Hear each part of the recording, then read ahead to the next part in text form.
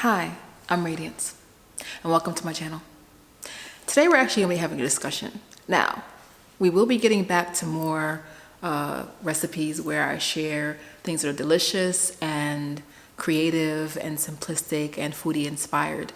But today I'm inspired to talk to you about something food related, and that's veganism or plant-based eating. I'm going to talk about some facts and some thoughts about veganism that keep coming up. I've had this discussion with friends and family all the time. I'm a big proponent of, having as much veg and fruit as possible. I haven't been 100% vegan my whole life, and I do have seasons and moments and, occasions where I'm not 100% plant-based. But I do believe in it, and it's helped me a great deal, and it's a big, major part of my life on a continuous basis. So I just want to share some thoughts with you. For one, studies show that, veganism or a plant-based diet or way of eating can reduce, the risk of heart disease. Now, do I believe it completely, obliterates the chances of it? No. It just reduces a bit, and I'm here to tell you that whether you're 100% plant-based, somewhere in the middle, you do a mix, I don't have a judgment with that. I would just, advise you or, recommend that if you can, just add some more vegetables, add some more fruits, add a salad, In my transition to going more plant-based and sometimes completely, plant-based in seasons, I tend to add a lot more fruits and vegetables. I do it in smoothies. That's a part of what I do every day, no matter how I'm eating. I do it, next to something. I've been good to, get a pizza at times, whether it was plant-based or not, and add a salad to it, just because I like the way those things make me feel. And they do keep you hydrated, and keep you kind of satiated. And it adds some goodness to your body, right? So that's one of the things. It does help to reduce the risk of heart disease. Veganism is not new. They actually did a study and traced it back to, they traced it back for over 2,000 years ago. It's not a new concept. And so, I feel like it's become really wildly popular in maybe the last 10, 15 years, but it's definitely not new. The term vegan as we know it was coined in 1944 by a man named Donald Watson. And it happened because he was a part of a vegetarian group. And when he, broke apart from that group, he started one of the first vegan societies. So the term vegan, is newer, but it's definitely not a new concept. Okay? On that note, it hasn't always been widely accepted. It really hasn't. I would say, once again, maybe in the last 10, 15 years or more, it's become more accepted. Maybe even the last 10 years. I remember a time when I first started hearing about veganism, that it was more so like, just in my experience, maybe it's different for you, but it was more like a religious thing, cultural.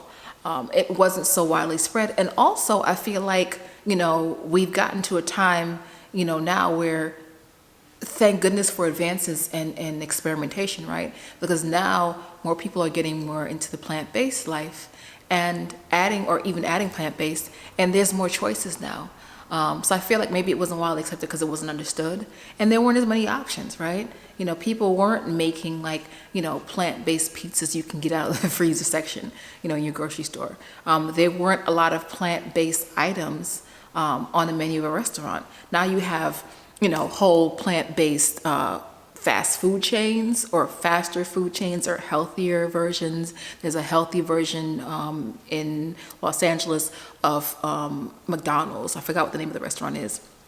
Kevin Hart has a restaurant, I think it's like Heart to Heart or Heart something, has a vegan restaurant, which I've tried. It's pretty good, and there's so forth and so on. There's other plant-based Asian restaurants, and a lot of wildly popular restaurants and some bigger restaurants and even some small restaurants, have more plant-based options than just salad, right? So I would say it wasn't as, accepted, but now it is.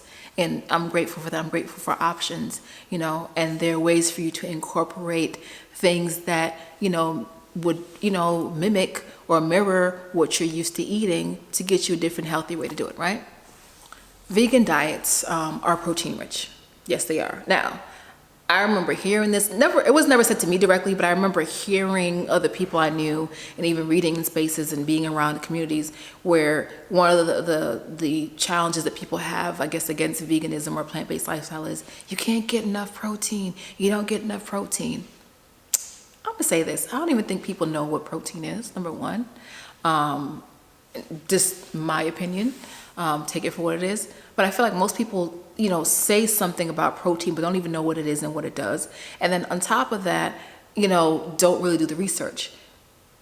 You can get a lot of protein in eating meat, right? But you can get proteins from lentils. You can get proteins from beans. You can get proteins from nuts, from mushrooms.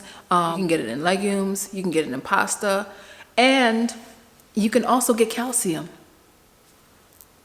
Right? You can get it from pulses, green leafy greens. You can actually get calcium from plant-based milk. So there's so many benefits, vitamins, minerals, so many added benefits to having, a lifestyle where you either completely have a plant-based, life in your diet, or you add it to your current diet. So there's so many benefits. Eating vegan or being a vegan or eating more plant-based diet can reduce your carbon footprint. A study at the University of Oxford showed that it can reduce your carbon footprint by 73%. Now, that's quite a bit, right? And in that same vein, a lot of that is based upon what it takes to produce meat. It takes 8,000 liters of water to produce. It takes 8,000 liters of water, which is like 40 tubs of water, 40 tubs, right? To produce 1 pound of beef. Let that sink in. 8,000 liters of water. So, that's part of the reason why that study, came about. That's part of the reason because, it takes so much. And finally, not all alcohol is vegan. Honestly, I didn't know that part. I wasn't a big drinker to begin with, and I'm still not. But I learned that when I started actually, years ago when I, intentionally went vegan for a year. And I had, friends and acquaintances and people around me who were vegan and, even went as far as to say, you know what, I don't eat the meat, I don't wear the leather or the clothes, but I also don't partake in drinks or alcohol that, has it in it. Now, at first I was like, okay, it makes sense if you're drinking something like a beverage, right? A cream drink. But I didn't think about it, going as far as alcohol. And so while vodka is made, from potatoes and wine is made from grapes and beer is made from wheat, that doesn't mean that those, things cannot, would be automatically considered vegan, right? A lot of it actually stems from the process that it takes, the filtration and purification process it takes, right? So, let me see the name of it. I don't even know how to say this. It is isinglass. That is fish bladder. They use that. They use gelatin. They use egg whites, those type of things, and sometimes milk proteins in the process of filtering some of these wines and some of these alcohols. So that's why it wouldn't be considered automatically vegan, right? So just a few things I wanted to share with you, about the vegan and plant-based lifestyle or diet, some things that may be helpful to you, and so if this video was helpful, please like the video and share it. Comment, do you have any other facts or things that you found out about veganism that maybe surprised you, or things that you knew, and what, how are some of these things I've listed or some of the things that you've read yourself been helpful in your journey, in your plant-based journey, or even your journey to exploring and adding more, plants, fruits, and goodness to your diet? So let me know in the comments. Please subscribe to the channel if you want more information and inspiration like this, and also some more recipes that I share. And click the link, click, but you can click it, baby.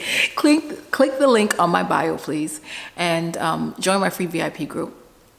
over there you'll find more inspiration, information, and also recipe details that I share only in my group. So thank you so much for joining me. I look forward to seeing you the next time, and have a good day.